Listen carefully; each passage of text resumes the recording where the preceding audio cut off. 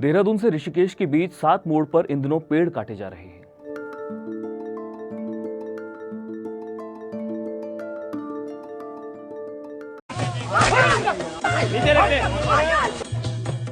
सालों पुराने इन पेड़ों को बचाने के लिए कुछ लोग हर दिन वहां पहुंच रहे हैं और अपना प्रतिरोध व्यक्त कर रहे हैं।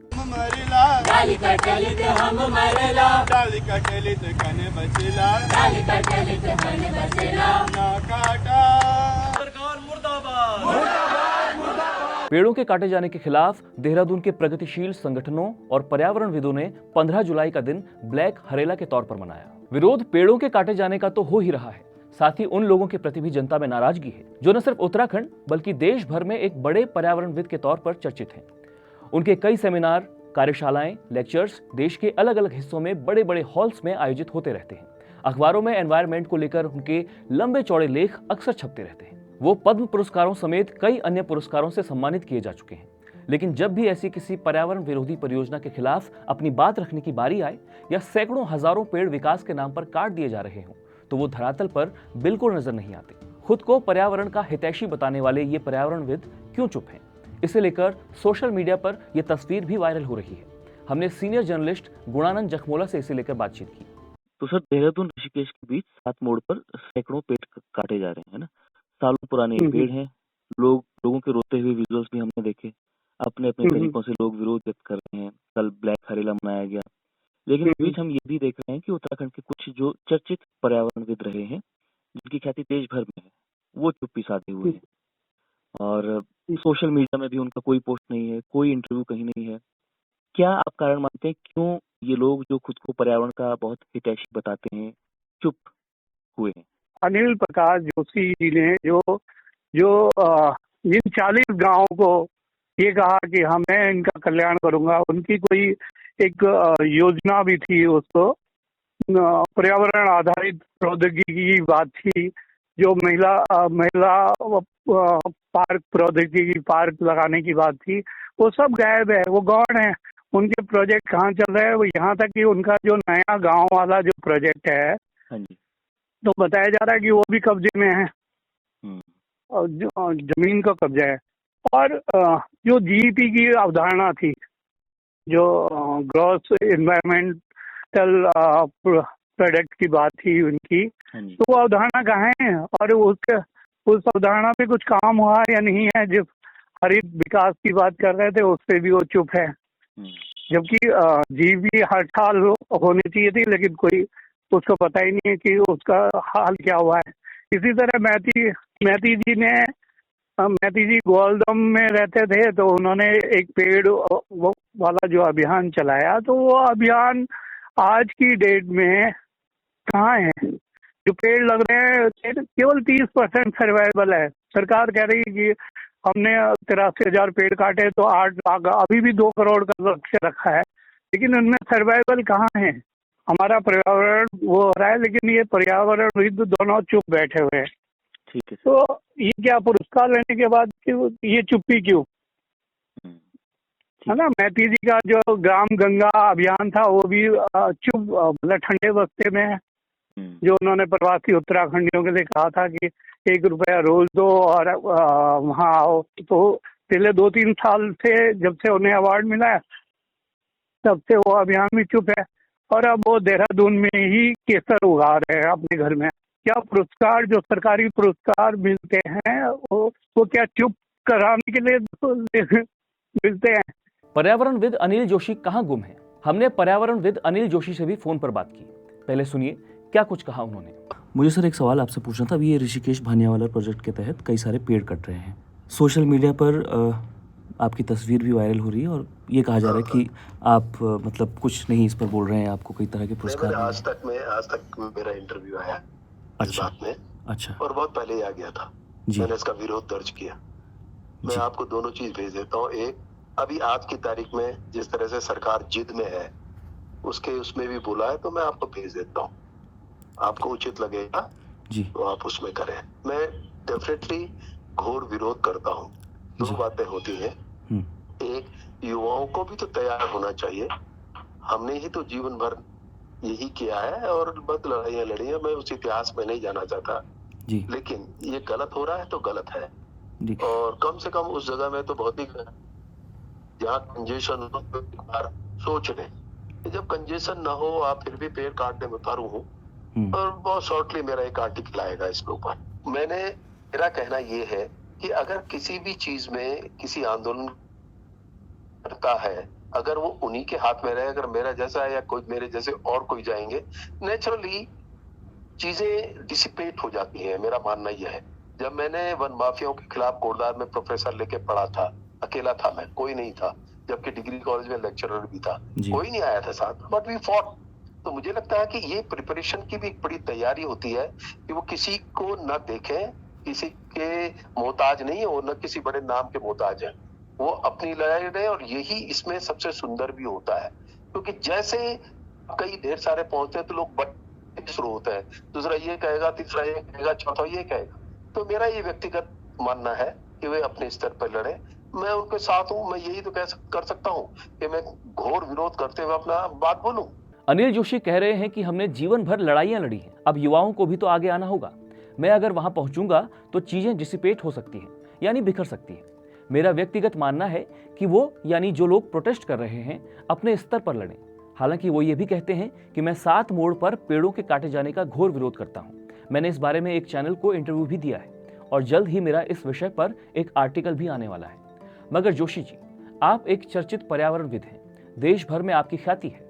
अगर आप 7 मोड़ पर पहुंचते तो वहां मौजूद लोगों को संबल मिलता, पेड़ों के काटे जाने पर रो रहे लोगों के साथ खड़े होते तो उन्हें हौसला मिलता, जनता के इस आंदोलन को मजबूती मिलती, शायद सरकार पर दबाव भी बढ़ता। बहरहाल, हमने अनिल जोशी के फेसबुक पेज को भी खंगाला। यहाँ कुछ दिन पहले अहमदाबाद में दिए गए एक लेक्चर से जुड़ी कुछ फोटोज उन्होंने शेयर की थी, लेकिन ऋषिकेश भानियावाला के बीच काटे जा रहे पेड़ों के विरोध में कोई पोस्ट नहीं की गई थी।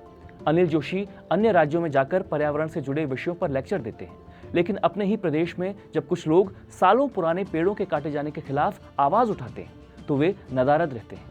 वो बस चुपके से किसी एक चैनल को अपना इंटरव्यू दे देते हैं और पूछे जाने पर कि आप चुप क्यों हैं, कहते हैं कि मैंने तो इंटरव्यू दिया है। हमने मैती आंदोलन से जुड़े कल्याण सिंह रावत से भी बात की। उन्हें भी साल 2020 में पद्मश्री मिल चुका है। सुनिए उन्होंने क्या कुछ कहा। असल में हम चुप नहीं हैं, हम तो हर किसी गलत काम के उस पे विरोध में रहते हैं। और विशेषकर पर्यावरण के कार्यक्रमों का जहाँ तक भी सवाल है, अगर गलत कार्यक्रम हो रहा है आने वाले समय के लिए, जो कार्यक्रम सही नहीं है, तो उनका विरोध किया जाना चाहिए ना जी। अब यहाँ पर अभी भानावाला और उसकी बात थी, जब पेड़ों पर निशान लग रहे थे बहुत पहले, तो उस समय भी हम वहाँ गए थे विरोध करने के लिए। अच्छा। मैंने बकायदा वहाँ पर लोगों को संबोधित किया था, भानावाले के उसमें, जहाँ से वो क्या कहते हैं ऊपर नरेंद्र नगर के लिए रोड जाती है उस दिन। तो हमने कहा था कि पेड़ जो है जिन पे निशान लगा काटे जाएंगे तो बहुत इसका बुरा परिणाम होगा, लेकिन काटे क्यों जा रहे हैं, पहले तो बताइए, है ना। और दूसरा ये है कि परसों भी वहाँ गया था, ये जो हमारे यहाँ से 20-30 बच्चे जो राइडर्स साइकिल से होते हुए, हम लोग वहाँ गए थे और वहाँ हमने उसका विरोध किया था। मैं भी उसमें था। उसके बाद हमने वहाँ पर गौरा देवी की फोटो लगाई थी, वहाँ पर जाकर के हमने। कहाँ पे सर, मतलब ये 7 मोड़ पे है ना? नहीं, 7 मोड़ की बात कर रहे हैं सर आप? हाँ, 7 मोड़ की, हाँ। अच्छा, 7 मोड़ की बात कर रहा हूँ। 7 मोड़ में 2 दिन मैं वहाँ गया था। ऋषिकेश भानियावाला के बीच काटे जा रहे पेड़ों के खिलाफ शुरुआत से आवाज उठाते आ रहे सामाजिक कार्यकर्ता अनूप नौटियाल कहते हैं कि उत्तराखंड बनने के बाद से अब तक उत्तराखंड में विभिन्न विकास परियोजनाओं के लिए 46,203 हेक्टेयर वन भूमि का डाइवर्जन किया गया है। पर्यावरण तो भाई सीधा भाई पब्लिक से जुड़ा हुआ मुद्दा है ना। पर्यावरण का मतलब खाली सरकार तो होता नहीं है, क्या पर्यावरण का अर्थ खाली पुरस्कार तो होता नहीं है। तो भाई पब्लिक भी तो आपसे एक अपेक्षा करती है एक अभिभावक के तौर पर कि भाई जब अन्याय हो रहा है, आज उसी पर्यावरण के खिलाफ ही तो अन्याय हो रहा है। ये जो पूरा विकास का जो पूरा, जिसको कथित विकास कहते हैं आप, तो आप उस पर भाई आपकी कोई टिप्पणी नहीं आती, आप उसका कहीं समर्थन, मतलब पब्लिक फेवर के बारे में आप कहीं बात करते हुए नहीं दिखते। आप वैश्विक इश्यूज के बारे में तो बात कर रहे हैं, लेकिन जो सबसे पहली जो आपकी प्राथमिकता होनी चाहिए वो एक्चुअली आपके अपने शहर, अपने गांव, अपने जिले, अपने राज्य के प्रति होनी चाहिए। सबसे पहली जो आपकी प्रतिबद्धता होनी चाहिए भाई 46,203 हेक्टेयर जो जंगल साफ हो गया, इसका अर्थ अमन ये होता है, क्योंकि हमारे राज्य को बने हुए 307 महीने हुए हैं, तो प्रतिदिन 5 हेक्टेयर यानी 50,000 वर्ग मीटर यानी 250 नाली से ज्यादा, जो पहाड़ की नाली होती है ना, कहते हैं एक नाली, या 65 बीघा, देहरादून की भाषा में बात करें उससे ज्यादा, रोज उत्तराखंड राज्य में जंगल किसी सड़क के नाम पर या खनन के नाम पर या सिंचाई XYZ किसी न किसी योजना के नाम पर वो हुआ, तो उसको लेकर के सरकारें दावा करती है कि हमने कॉम्पेंसेटरी फॉरेस्टेशन किया, कहते हैं ना प्रतिपूर्वक। तो क्या आपने आज तक वो उसके बारे में आपने कहीं जाकर के रिसर्च करी? आपने क्या कहीं कोई जाकर के स्टडी करी कि क्या कॉम्पेंसेटरी फॉरेस्टेशन हो रहा है, इसके क्या परिणाम या दुष्परिणाम राज्य को क्या भुगतने पड़ रहे हैं, इससे लोगों पर क्या असर पड़ रहा है, इसके दूरगामी परिणाम क्या होंगे? क्या आपने कभी सरकार को जो है, कभी आपने कोई पत्र लिख करके आपने कोई ऑल्टरनेट मॉडल सजेस्ट किया? क्या आपने कोई, जो आपकी इतनी सारी परियोजनाएं आ रही हैं, कि परियोजनाओं को बनाने का क्या तरीका हो? परियोजनाओं में भी तो एक अमन बड़ी महत्वपूर्ण बात यह है कि भाई परियोजना जब बनती है तो बहुत सारी शर्तें होती हैं। जी। तो जब वो परियोजना बन रही है या परियोजना बन गई है, तो उसका सोशियो एनवायरमेंटल इम्पैक्ट को लेकर के आपने क्या कोई कवायद रची? आपने जो है वो खाली आप ये लेकर के आ गए आपकी, अब हम ये वो करेंगे, वो GEP आप लेकर के आए, ध्यान है GEP लेकर के आए ना Joshi ji, gross environment product का आप लेकर के आए कि जो अब हमारी राज्य की GDP होगी उसमें पर्यावरण के मानकों को भी जोड़ा जाएगा। तो क्या हुआ उस GEP का? अगर वो GEP को राज्य ने अपनी नीतियों में समाहित किया है, तो उसके बावजूद भी 46,203 हेक्टेयर जंगल क्यों काटे गए? क्या आपको दिखाई नहीं दिया? क्या आपने कभी इसको लेकर के भाई शीर्ष में दिल्ली में बात करी? आपको तो क्या मतलब 50 चीजें आप कर सकते थे ना, आपकी इतनी बड़ी पोजीशन थी। तो आपने उन सभी, जो आपके हाथ में जितनी संभावनाएं थी, आपने उन सभी संभावनाओं को त्यागते हुए, है ना, मतलब सरकार के ही पक्ष में आप या तो खड़े रहे या खड़े दिखाई दिए। तो कम से कम आज जब सर के ऊपर पानी निकल चुका है, भाई आपको भी तो कहीं ना कहीं आत्मचिंतन करना चाहिए ना। हाँ जी। क्योंकि ये पुरस्कारों की ये जो रेस है भाई, कब तक ये रहेगी? पुरस्कारों की लालसा या फंडिंग की लालसा या किसी नए प्रोजेक्ट की लालसा। दिल्ली यूनिवर्सिटी से पर्यावरणीय राजनीति पर शोध कर रही शिवानी पांडे भी इस पर नाराजगी व्यक्त करती हैं। मैं तो ये इसको इस तरीके से देख रही हूँ कि जो उनका पक्ष और जो सरकार का पक्ष है वो दोनों अलग नहीं है। मैंने ये केवल अभी की बात नहीं है, ये हम पुराने जो जितने भी परियोजनाएं हैं जिनमें लोग विरोध कर रहे हैं कि यहाँ पेड़ ना काटे जाए और दूसरे और भी तरीके के लोग विरोध कर रहे हैं, वहाँ हमने देखा कि ये दोनों ही पर्यावरणविद कहीं हमें शामिल नहीं दिख रहे हैं। इवन हमें वहां दिख रहे हैं जहां इनकी कोई उम्मीद नहीं थी किसी को। अंकिता भंडारी के केस में अनिल जोशी जी ने उस पूरे केस को अंकिता भंडारी के न्याय के खिलाफ एक तरीके से इस्तेमाल किया और सरकार के पक्ष में वो उस पूरे केस में नजर आए हमें। और एक ही बार वो नजर आए उस केस में, तो उसके अलावा ना उसके बाद हमने उनका कुछ सुना, ना उससे पहले हमने उनका सुना था। तो लोगों को मुझे लगता है कि उससे बहुत ज्यादा उम्मीदें नहीं करनी चाहिए। वो सरकार से किसी और प्रोजेक्ट की उम्मीद कर रहे होंगे, किसी और पुरस्कार की उम्मीद कर रहे होंगे। ये लोगों को उनसे उम्मीद नहीं करनी चाहिए। मुझे ऐसा लगता है वो लोगों के पर्यावरणविद नहीं हो, सरकार के पर्यावरणविद। ठीक है।